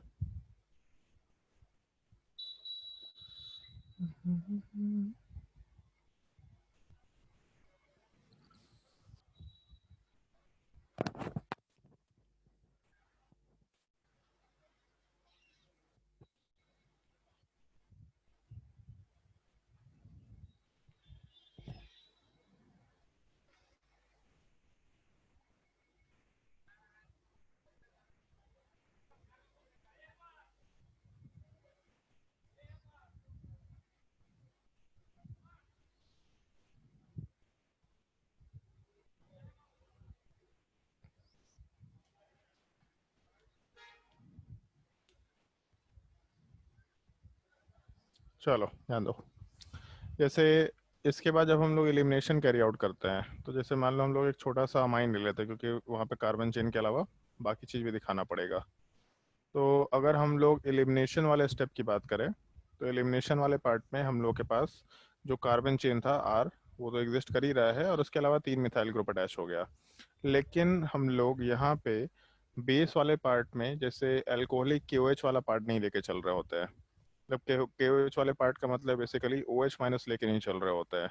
यहाँ पे रिएक्शन वाले पार्ट में, और इस चीज़ का प्रिसाइजली थोड़ा ध्यान रखना क्योंकि इस चीज़ से रिलेटेड भी एक छोटा सा पॉइंट पूछा जा सकता है कि हम लोग रिएक्शन वाले पार्ट में आइदर यहाँ पे AgOH लेकर के चलेंगे और उसके साथ साथ हीटिंग दे सकते हैं हम लोग, मतलब AgOH और इसके साथ हीटिंग दे दिया। आइदर ये ऑप्शन अपने पास अवेलेबल है, या फिर हम लोग यहाँ पे मॉइस्ट Ag2O मेंशन कर सकते हैं। लिखने का तरीका होता है बेसिकली मॉइस्ट Ag2O, क्योंकि Ag2O मॉइस्ट का मतलब ये है कि हम लोग Ag2O वाले पार्ट का H2O के साथ कॉम्बिनेशन करा रहे हैं। तो एक चीज़ देखो, यहाँ पे 2 सिल्वर वाला पार्ट है, उसके अलावा 2 ऑक्सीजन हो जाएगा और 2 हाइड्रोजन हो जाएगा। तो यहाँ से ये 2 पार्ट को हटा दे तो ओवरऑल अपने को AgOH ही मिलेगा। तो AgOH दे रखा हो या मॉइस्ट Ag2O दे रखा हो, इसके साथ हीटिंग कोई दिक्कत नहीं है। इनफैक्ट AgOH या मॉइस्ट Ag2O वाला जो पार्ट होता है, इसको नॉर्मली सेकेंड स्टेप में दिया जाता है। मतलब पहला स्टेप पूरा मिथाइलेशन हो गया, पूरा कंप्लीट मिथाइलेशन। उसके बाद सेकेंड स्टेप वाले पार्ट में Ag2O या सॉरी AgOH या फिर मॉइस्ट Ag2O ये चीज़ रखा होगा। और इसके बाद जब सेकेंड रिएक्शन पूरा कंप्लीट हो जाएगा, तब इसके बाद फिर थर्ड स्टेप में हम लोग हीटिंग कैरी आउट करते हैं। मतलब रिएक्शन में ये स्टेप वाइज रिएक्शन चलता है, पहले मिथाइलेशन, फिर AgOH के साथ रिएक्शन या मॉइस्ट Ag2O वाले पार्ट के साथ रिएक्शन, फिर उसके बाद थर्ड स्टेप में हीटिंग। तब जा करके हम लोग प्रोडक्ट वाले पार्ट में सिंपली प्रोडक्ट बना सकते हैं। नाइट्रोजन के साथ 3 अल्फा कार्बन किसी काम का नहीं है, कुछ भी काम का नहीं है। और एलिमिनेशन में मालूम है ही अपने को कि हॉफमैन वाले पार्ट का ही फॉर्मेशन कराना है इन जनरल। तो जो अल्फा कार्बन है उससे बीटा कार्बन एक ही अटैच्ड है। बीटा कार्बन के ऊपर नेगेटिव चार्ज की स्टेबिलिटी देखते हुए प्रोडक्ट का फॉर्मेशन कराएंगे जैसा अभी कर रहे थे। तो अल्फा कार्बन और नाइट्रोजन के बॉन्ड को ब्रेक करो, सबसे पहला पार्ट, और बीटा कार्बन के ऊपर हाइड्रोजन को ब्रेक करो। तो इस केस में आराम से डबल बॉन्ड का फॉर्मेशन निकल के आ जाएगा। तो ये स्टेप का ध्यान रखना। पहला स्टेप मिथाइलेशन, दूसरा स्टेप AgOH या Ag2O मॉइस्ट के साथ रिएक्शन, और तीसरा स्टेप हीटिंग। और अभी तक हम लोग NaOH KOH लेके चल रहे थे, बेसिकली OH माइनस लेके चल रहे थे। तो अभी ये नया एक्सपेरिमेंट क्यों किए, इसके पीछे क्या रीज़न है, उसका एक प्रॉपर लॉजिक है, उस चीज़ को एक्सप्लेन करते हैं। नोट डाउन करो इस चीज़ को।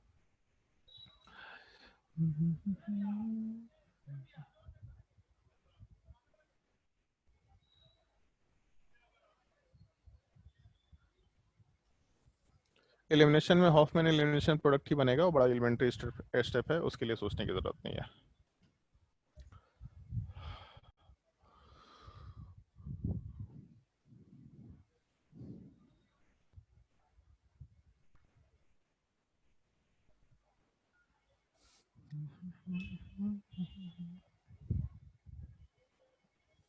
और जो पॉइंट अभी लिखवाएंगे उस पॉइंट का थोड़ा ध्यान रखना, मतलब बहुत सिंपल थ्योरेटिकल पार्ट है, उस चीज़ का ध्यान रखना।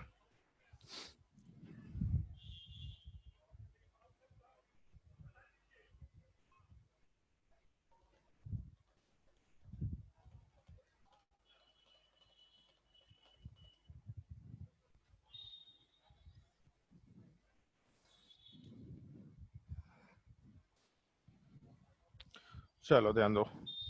जैसे सबसे मेन पॉइंट ये होता है AgOH वाले पार्ट को यूज़ करने का, कि ऊपर अभी हम लोगों ने लिखा था कि हम लोग के पास जो अमाइन होता है वो क्वाटरनरी होता है, वहाँ पे पॉजिटिव चार्ज और क्वाटरनरी अमोनियम सॉल्ट रहता है जिसके बाजू में आयोडीन माइनस है।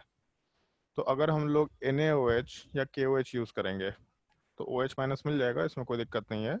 बट OH माइनस जब रिएक्शन करना चाहेगा इस कंपाउंड के साथ, तो I माइनस यहाँ पे उसको रिपल्शन देके हिंड्रेंस क्रिएट करेगा, क्योंकि पहले से एक सॉल्ट वाला पार्ट एग्जिस्ट कर रहा है, पॉजिटिव चार्ज के आजू बाजू नेगेटिव चार्ज एग्जिस्ट कर रहा है।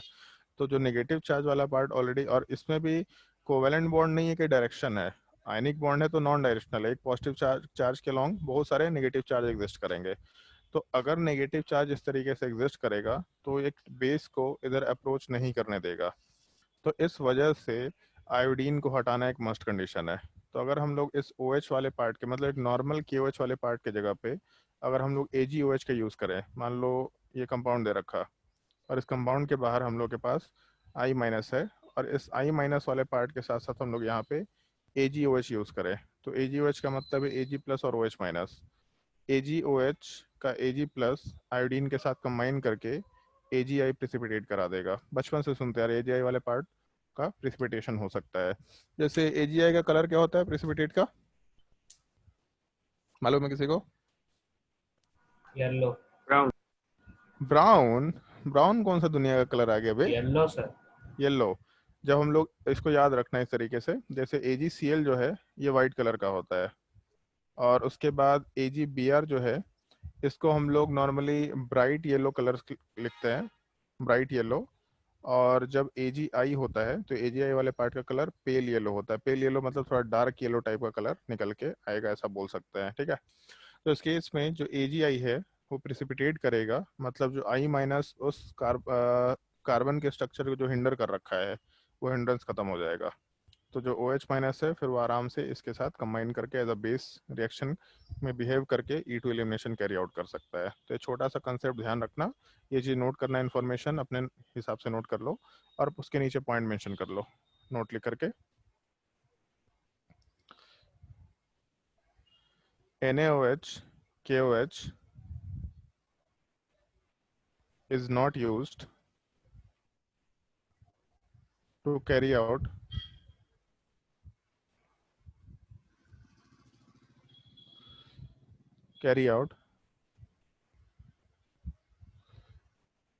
E2 elimination as I minus is surrounding the I minus is surrounding the substrate, and hence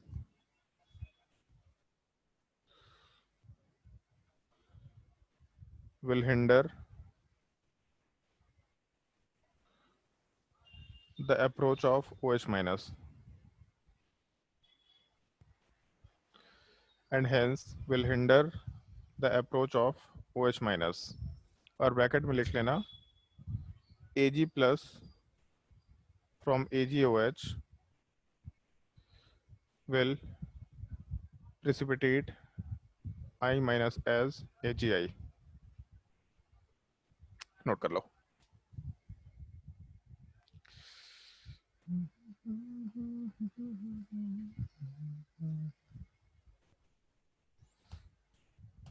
बाकी रिएक्शन बहुत ही सिंपल टाइप का है, जैसा रिएक्शन हम लोग पहले डिस्कस करते आ रहे थे, एग्जैक्टली उसी फॉर्मेट का सवाल है, तो कुछ ज़्यादा इसमें नया देखने को नहीं मिलेगा अपने को।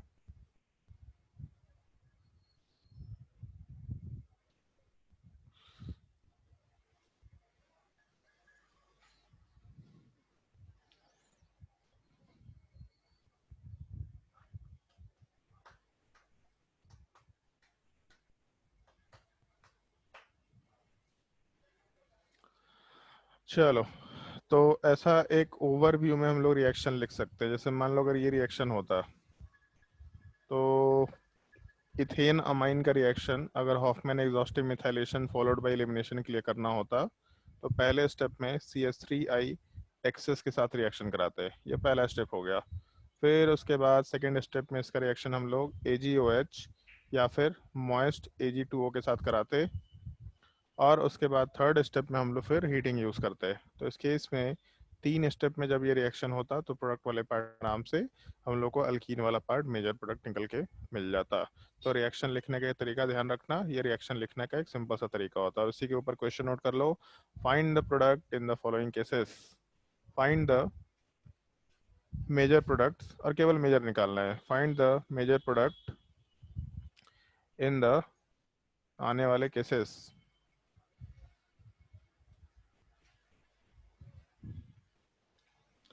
फटाफट छापते जाओ क्वेश्चन। पहला क्वेश्चन तो बड़ा सिंपल सा है, और दूसरा तीसरा क्वेश्चन जो आएगा वो हम लोगों ने पहले ही डिस्कस कर रखा है, केवल ध्यान कुछ स्टेप्स का रखना है। वो क्या स्टेप्स होंगे आते हैं अभी उस चीज पे।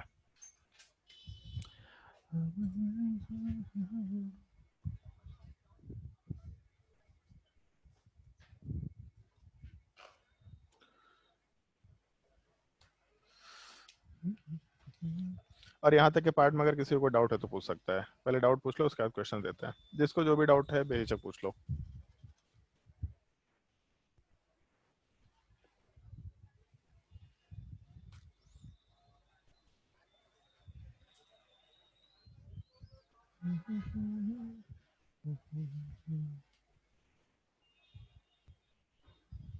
कोई डाउट नहीं है किसी को? इतना आसान टॉपिक तो नहीं है भाई। आइधर तुम लोगों को सब समझ में आ रहा है, नहीं तो कुछ नहीं समझ में आ रहा है। बीच बीच का तो कुछ होता नहीं है इसमें। अगर सब समझ में आ रहा है तो बहुत अच्छी बात है। चलो,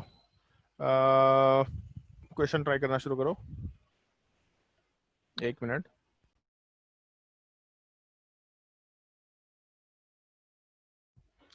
चलो ध्यान दो। जिससे मान लो ये सवाल दे रखा। हाँ ठीक है, चलो।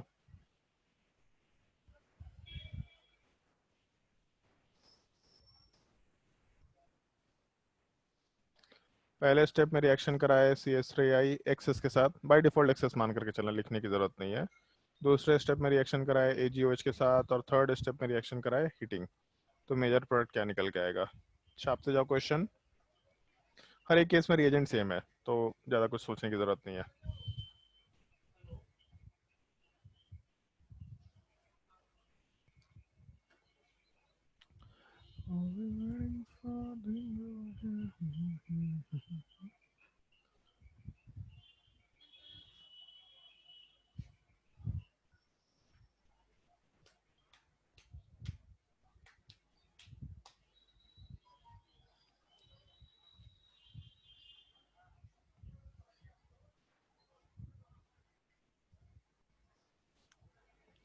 एक छोटे से चीज़ का ध्यान रखना।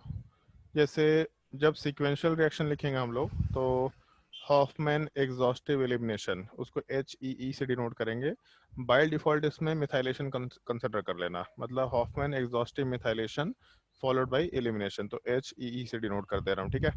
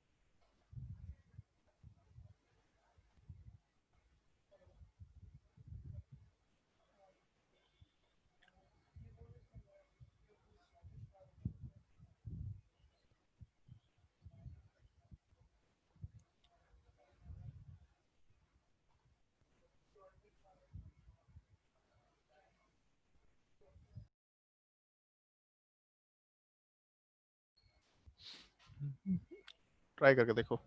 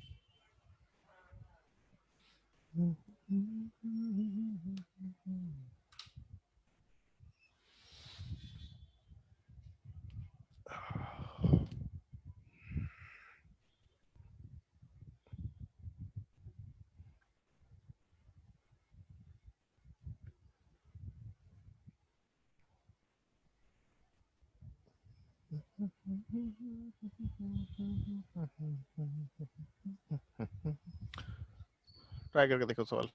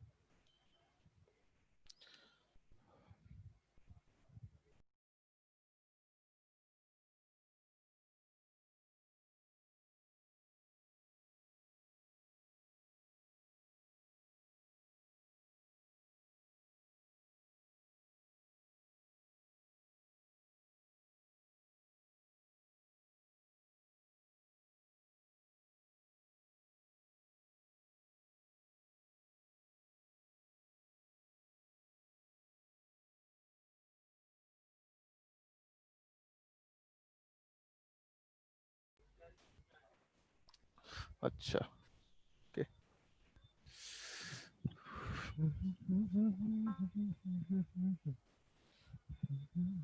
ये तो मोटा है इनपुट।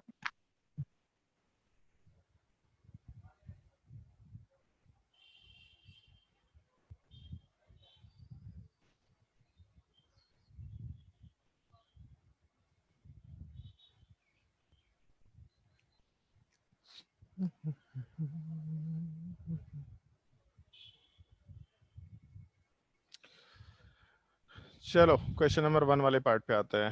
सॉरी, क्वेश्चन नंबर 1 तो खैर मालूम ही है तुम लोगों को। क्वेश्चन नंबर 2 वाले पार्ट पे आते हैं।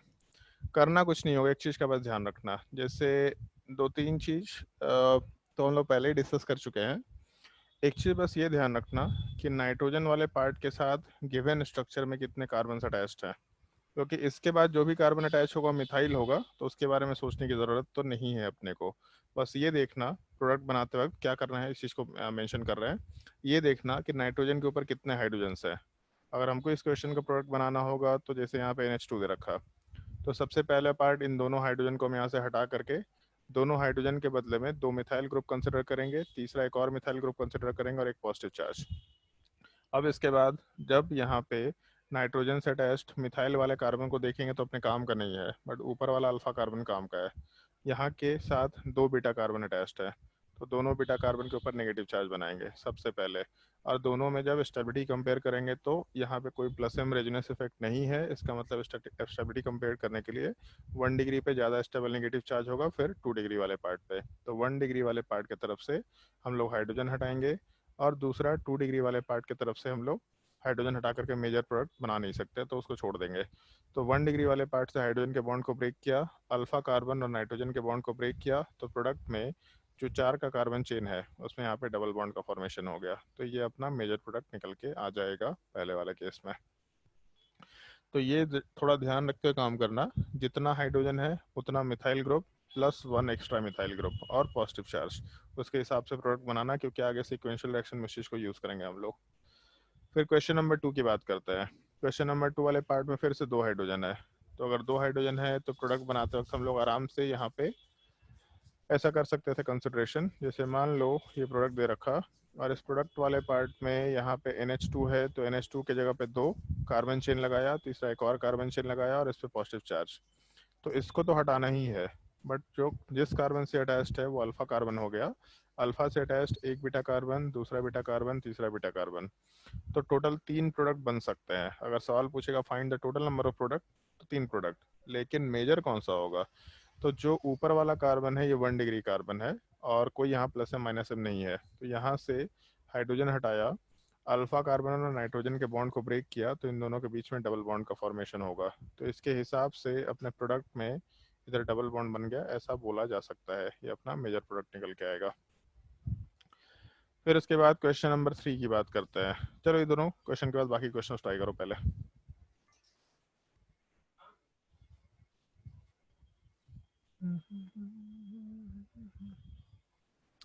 यशी, समझ आ रहा है? हाँ सर। अब सब सारा पढ़ाई समझ में आता, पहले कुछ नहीं समझ में आता था तुमको।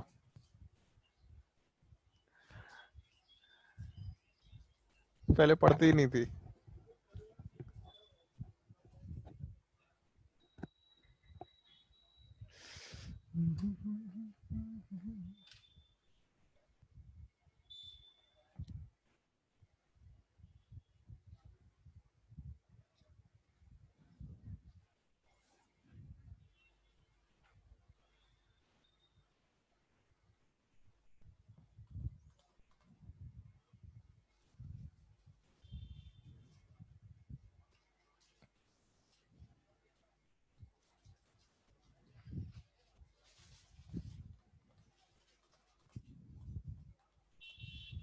तो लोगों को एक चीज़ पता है, ऑनलाइन क्लास लेने में ना, उसमें घर से क्लास लेने में बड़ा एक नुकसान है। स्पेशली सबसे ज़्यादा नुकसान पता है किसको होता है? जिसकी क्लासेस ज़्यादा होती है।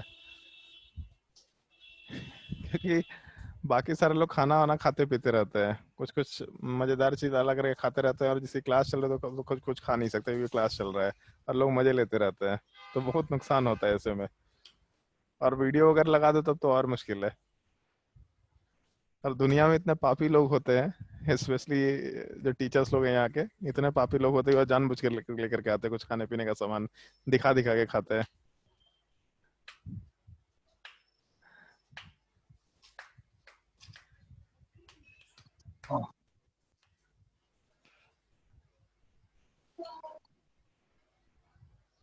चलो क्वेश्चन नंबर 3 वाले पार्ट का डिस्कशन करते हैं।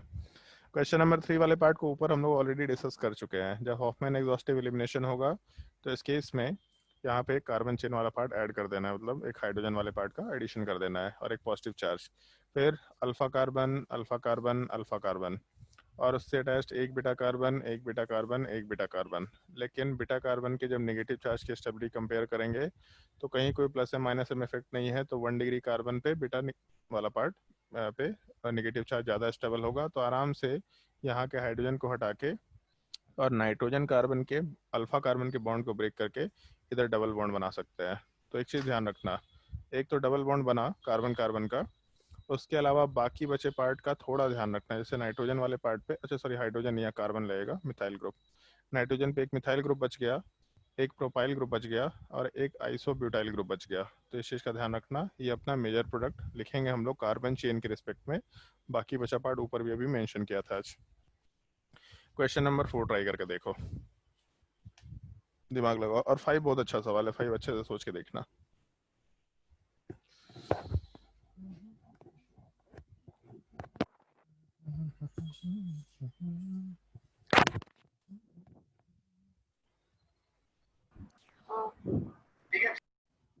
ऋतिक बोलो,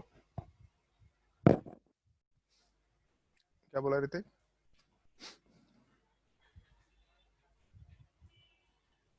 कुछ नहीं सर, डिस्कनेक्ट हो गया था, नेट खत्म। घर में लड़ाई चल रही है तुम्हारे? नहीं सर, नहीं सर, डिस्कनेक्ट हो गया।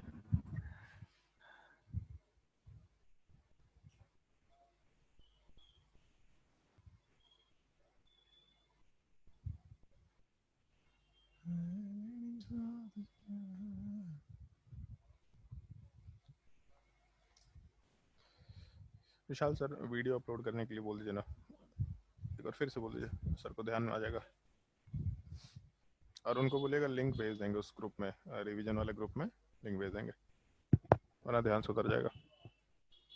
और उसमें टॉपिक डालना है solid state, JEE 2020 revision solid state.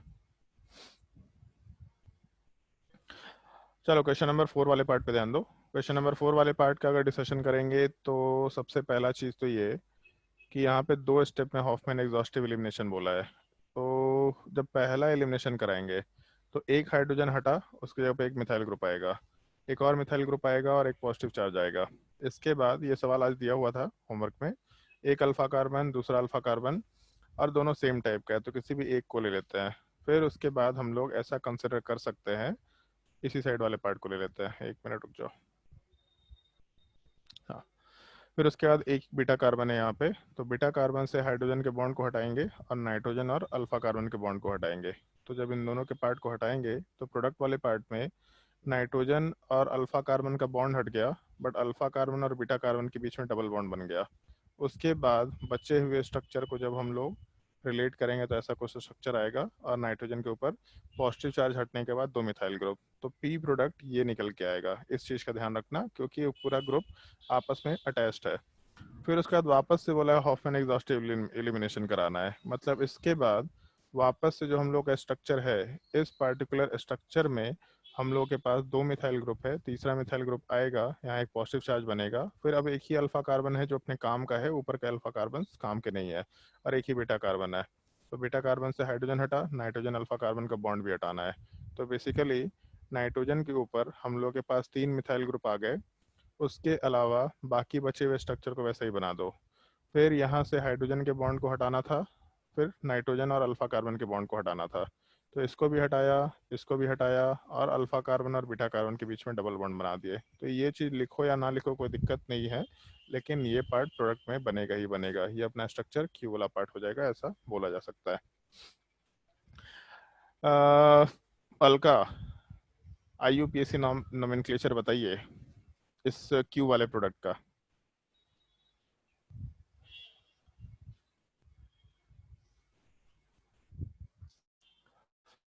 बताइए भाई बताइए। गायब हो गई। हाँ है।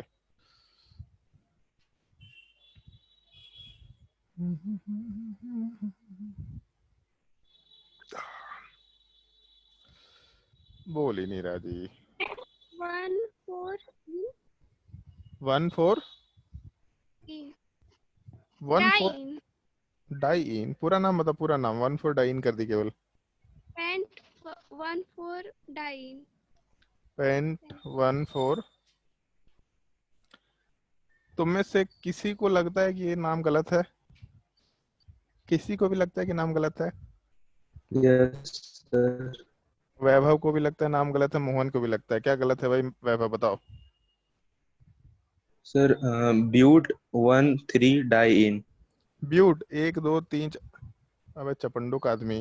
Yes sir, pent 1,3 diene 1,4 diene. Hi Mohan. Pent a होगा। पेंट के बाद ए होगा। जब कभी डाइन ट्राइन होता है तो उस केस में वर्ड रूट के आगे ये लगाते हैं, तो पेंटा डाइन होता है, पेंट 1,4 डाइन नहीं होता है। ठीक है, इसका नोमेनक्लेचर क्या होगा सोच के देखो, जैसे पूछेंगे उसी को बताना पड़ेगा। मतलब स्ट्रक्चर जो पी है उसका नोमेनक्लेचर क्या होगा?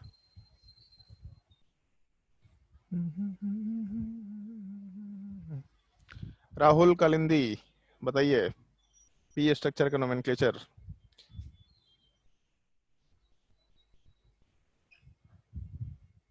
इसका नहीं आ रहा सर। नहीं आ रहा, मतलब जो सवाल तुझसे पूछे उसका नहीं आ रहा। बाकी लोग ट्राई करो।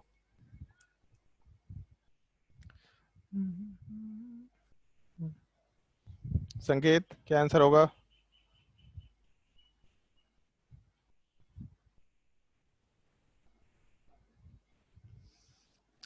प्रियांशु।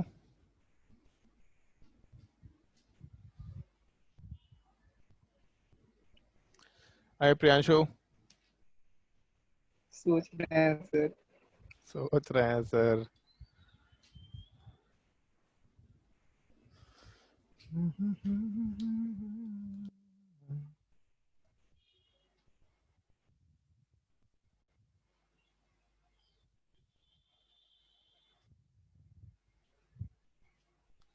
अच्छा राहुल तो टेस्ट नहीं देता है क्या आजकल? Rahul Kalindi yes sir. Test वेस्ट नहीं देता है क्या? दिए हैं। कब दिया है? पिछले वाला सर नहीं दिए। पिछले वाला इस संडे को जो हुआ था नहीं दिया था, उससे पहले वाला भी शायद नहीं दिया है। नहीं सर दिया, वो दिए। अभी हम चेक कर लेंगे तेरा नाम। नहीं दिया है तो बड़ी मार मारेंगे। सर पिछले वाला छोड़ा था सर, स्कूल वाला पीटीएम रख देता है। पीटीएम रख देता है तो क्या संडे को पीटीएम रखता है? Yes sir. कभी भी टेस्ट दे सकते हो, उसको कोई दिक्कत नहीं है। उसी दिन रात को सुबह कभी भी टेस्ट दे सकता है। अरे ना बताओ भाई नोमेनक्लेचर क्या होगा पी वाले में?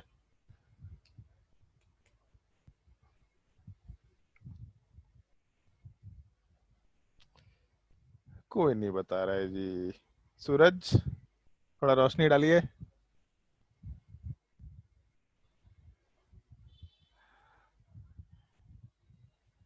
किसी को भी आंसर बताना है तुम में से किसी को भी? सौम्या।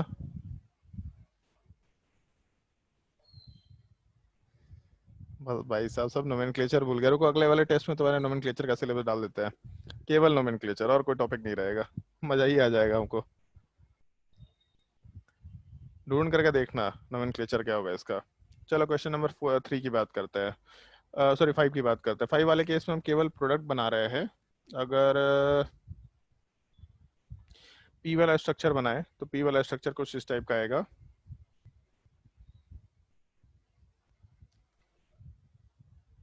और इस स्ट्रक्चर वाले पार्ट में एक डबल बॉन्ड होगा। ये अपने पी वाले स्ट्रक्चर की बात कर सकते हैं। फिर जब क्यू वाले पार्ट की बात करेंगे तो क्यू वाले पार्ट में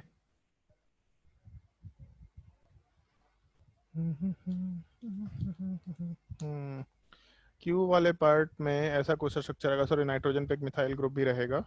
क्यू वाले पार्ट में हम लोग का ये कुछ स्ट्रक्चर निकल के आना है। नाइट्रोजन पे 2 मिथाइल ग्रुप, और आर वाले पार्ट का जब फॉर्मेशन कराएंगे तो आर वाले पार्ट में बेसिकली इस टाइप का कुछ स्ट्रक्चर बना सकते हैं। इसको ऐसा अरेंज कर दिया, थोड़ा देखने में थोड़ा डिजाइनदार लगे, इसलिए ऐसा कुछ स्ट्रक्चर निकल के आएगा पी क्यू आर। किसी को अगर कोई परेशानी है तो पूछ सकता है। सवाल थोड़ा अच्छा है, दिमाग लगाने वाले सवाल है।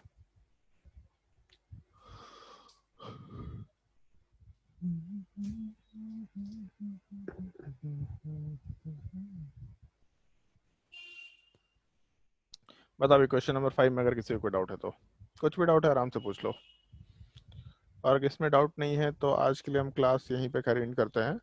और नेक्स्ट क्लास में फिर हम लोग E1 CB एलिमिनेशन वाला पार्ट डिस्कस करेंगे, और E1 CB एलिमिनेशन वाले पार्ट के बाद SN1 versus SN2 versus E1 versus E2 वाले पार्ट डिस्कशन करके फिर मिसलेनियस क्वेश्चन करेंगे, जिसमें हम लोग E1 CB के भी रिएक्शन डाल देंगे, हॉफमैन एलिमिनेशन वाला पार्ट का भी रिएक्शन डाल देंगे, और कुछ और भी रिएक्शन हम लोग डिस्कस करेंगे। ठीक है, कोई डाउट है तो बताओ।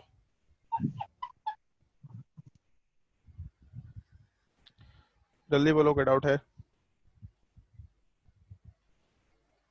चलो, अगर डाउट नहीं है तो सर फिर वो नेक्स्ट। कैसे बना है कौन सा कैसे बना है? पी वाला? पी वाला कैसे बना है? पहले इस पे हाइड्रोजन ऐड किए। एक सेकंड रुक जाओ, इसको नीचे कर लेते हैं।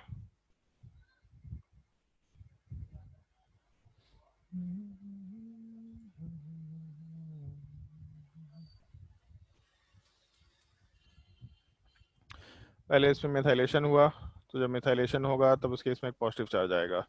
अल्फा कार्बन मार्क किए, फिर उसके बाद बीटा कार्बन मार्क किए, तो ये दोनों अल्फा कार्बन तो सेम टाइप का है तो उसको छोड़ देता है। 2 बीटा कार्बन है, यहाँ पे नेगेटिव चार्ज, यहाँ पे नेगेटिव चार्ज, ज़्यादा स्टेबल कौन सा होगा भाई? बताओ स्नेहा, पहला वाला कार्बन बीटा वाला या दूसरा बीटा कार्बन?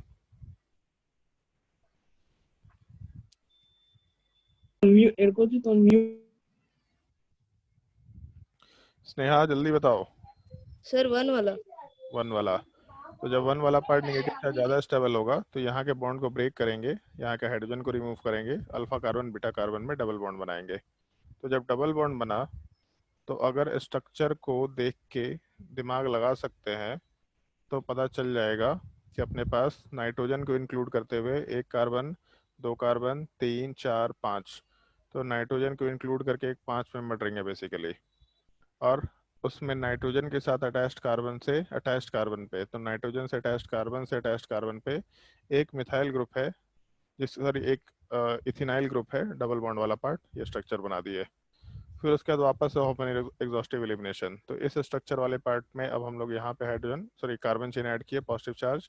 अब हम लोग को वापस से एलिमिनेशन कराना है, तो 2 alpha carbon, 2 beta carbon.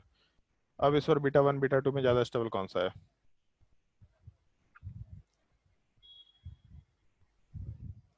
Sir Sneha, beta 2। Beta 2 क्यों? वहाँ पे 2 HC है। वहाँ पे 2 नेगेटिव चार्ज में कब से एससी आने लग गया भाई? नहीं नहीं नहीं।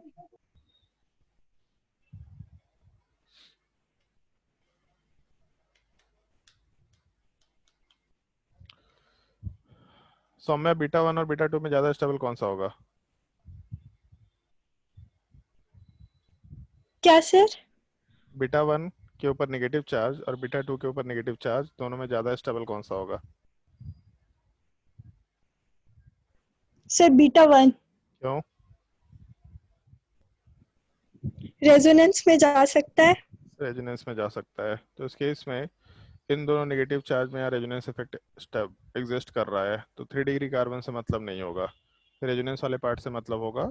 तो इस बार बीटा 1 वापस से ज़्यादा स्टेबल है, पहले का बीटा 1 अलग था, अभी का बीटा 1 अलग है। तो यहाँ से हम लोग हाइड्रोजन को हटाएंगे और उसके बाद अल्फा कार्बन से बॉन्ड को ब्रेक करेंगे। तो अपने स्ट्रक्चर में जो डबल बॉन्ड था वैसे ही रह गया, फिर एक डबल बॉन्ड अल्फा बीटा के बीच में बनेगा, और बाकी बचा स्ट्रक्चर इस टाइप का कुछ है जिसमें नाइट्रोजन के ऊपर 2 मिथाइल ग्रुप है।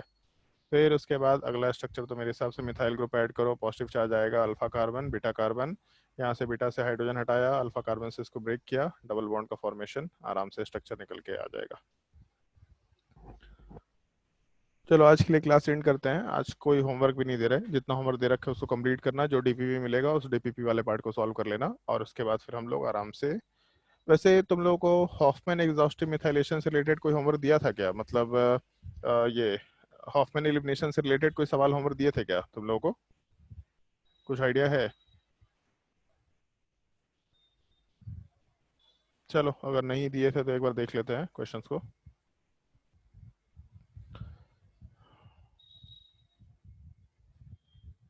सर पॉला ब्रोस में था। पॉला ब्रूस में था, चलो ठीक है, एक बार देख लेते हैं क्वेश्चन, कुछ देने लायक होगा तो। SN2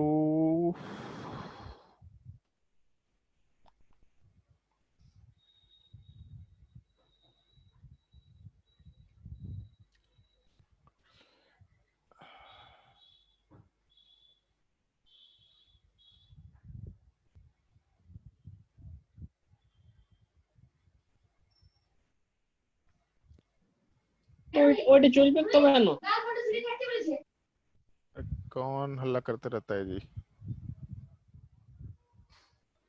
क्वेश्चन नंबर 33, एक्सरसाइज 1 का question number 33, 35।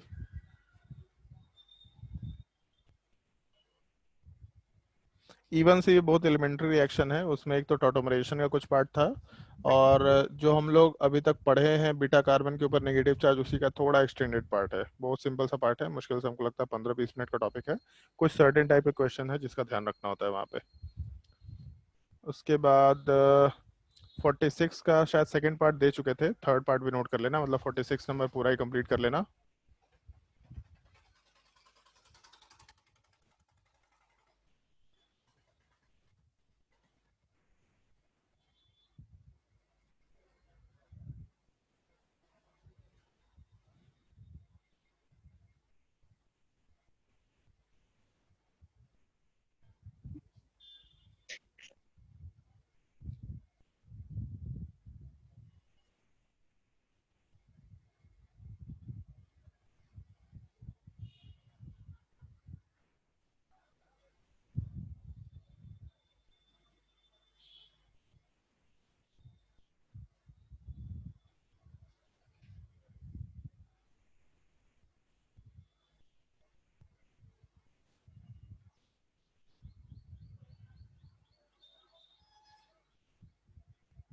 Question number 63 homework दिया था क्या एक्सरसाइज 2 का? Yes sir. ये दिए थे, चलो ठीक है, हम नोट कर लेते हैं। 63, 64 ये सब शायद होमवर्क दे चुके थे, 65 भी हो चुका है होमवर्क। उसके बाद इवन सी भी रिएक्शन ही है basically.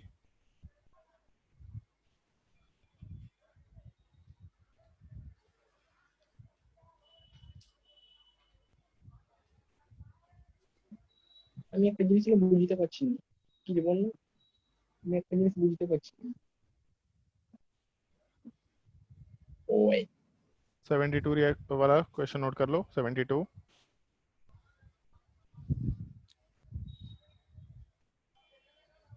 74।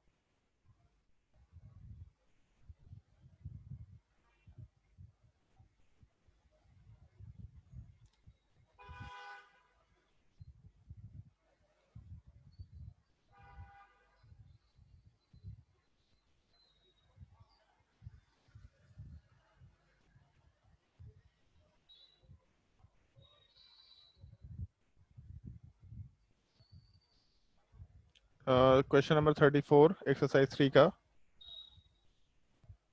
Exercise 3 question number 34।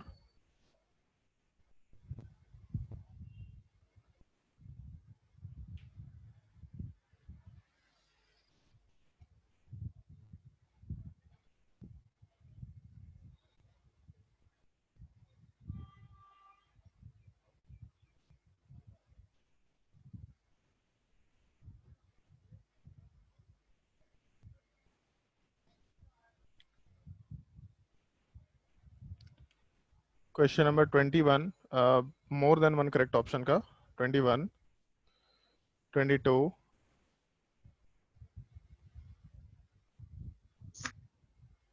original format online.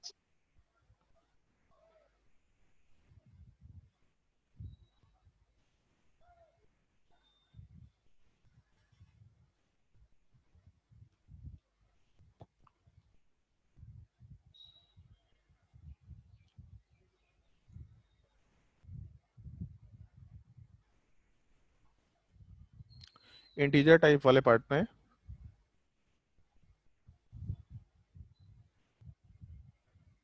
Question 3, 5,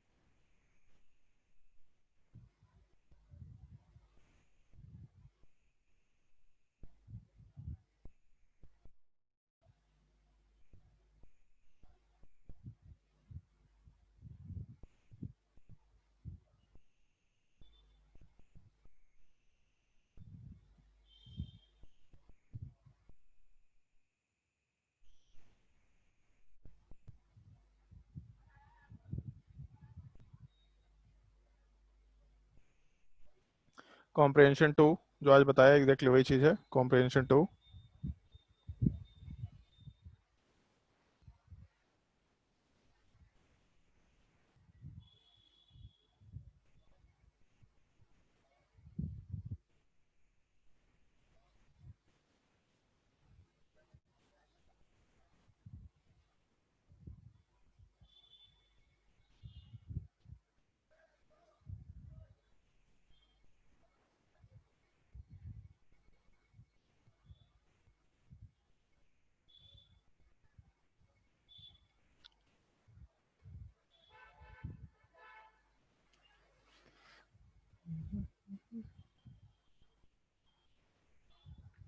ये सोच के देखना, मैच द कॉलम 5, सोच के देखना एक बार।